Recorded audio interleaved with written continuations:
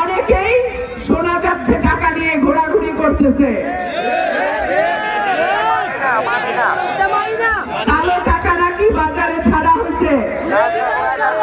সত্য মিথ্যা জানি না, তবে এইটুক বলি, টাকা দিতে আসলে টাকাটা লয়ে নেবেন, টাকা ফেরত দেওয়ার কাম নাই। এদের অবৈধ টাকা এরা অবৈধভাবে দিবে।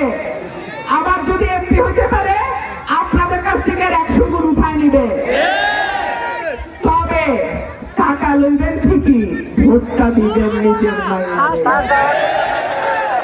টাকা যাত্রা ইচ্ছা হাতটা লন, ভোট দিবেন কইলাম হাসে। কি ঠিক আছে নি? একটা কথা মনে রাখেন ভাইরা আমার, আজকে যে অবৈধ 500 টাকা দিবে, সে কালকে আপনার বরাদ্দের 50 লাখ টাকা পকেটে ভরবে। অবৈধ টাকা না থাকলে অবৈধ টাকা দেয়া যায় না। আর অবৈধ টাকার উৎস হচ্ছে জনগণের হকের টাকা মাইরা নেয়া। গত 18 মাসে বড় দলের চান্দাবাজি দেখেন নাই, ধান্দাবাজি দেখেন নাই, মামলা ব্যবসা দেখেন নাই, অনেক কিছু দেখছেন। আশা করি এইরকম চান্দাবাজ, ধান্দাবাজ, মামলাবাজ, বাটপার আপনারা সেই রকম প্রতিনিধি বেছে নেবেন না।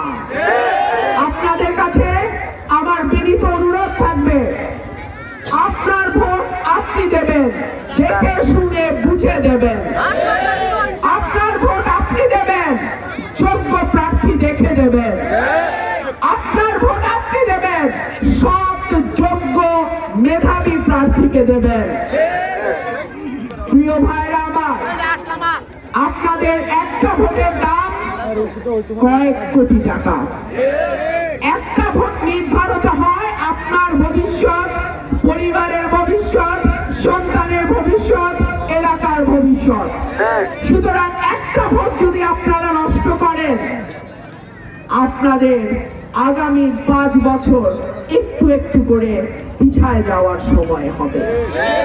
আপনাদের কাছে অনুরোধ থাকবে, আমি আমার ভাইদের কাছে অনুরোধ করছি, 12 তারিখ সেন্টারে ফল ঘোষণা হবে, সই হবে, সহকারী প্রিসাইডিং অফিসার ফলাফল ঘোষণা করবে, তারপরে আপনারা কেন্দ্র ছাড়বেন। এর আগে কেউ কেন্দ্র ছাড়বেন না।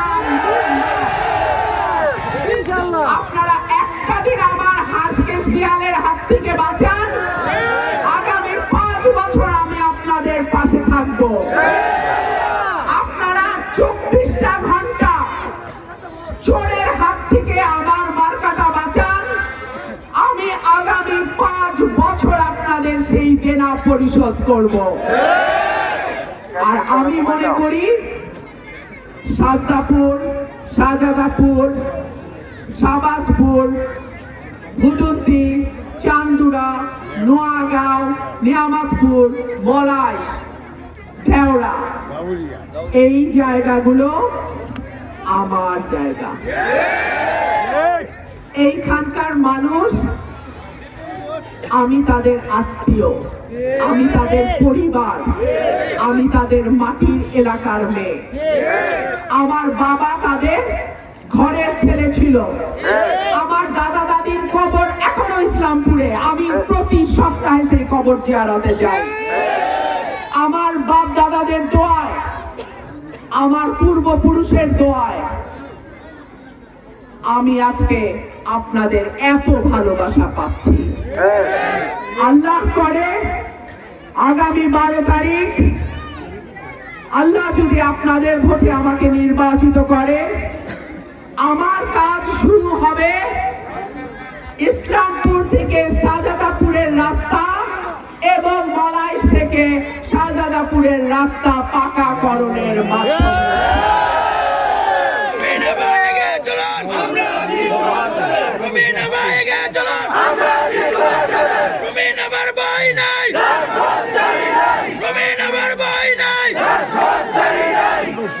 বক্তব্য শেষ করার আগে একটা প্রশ্ন করি, মার্কা আছে?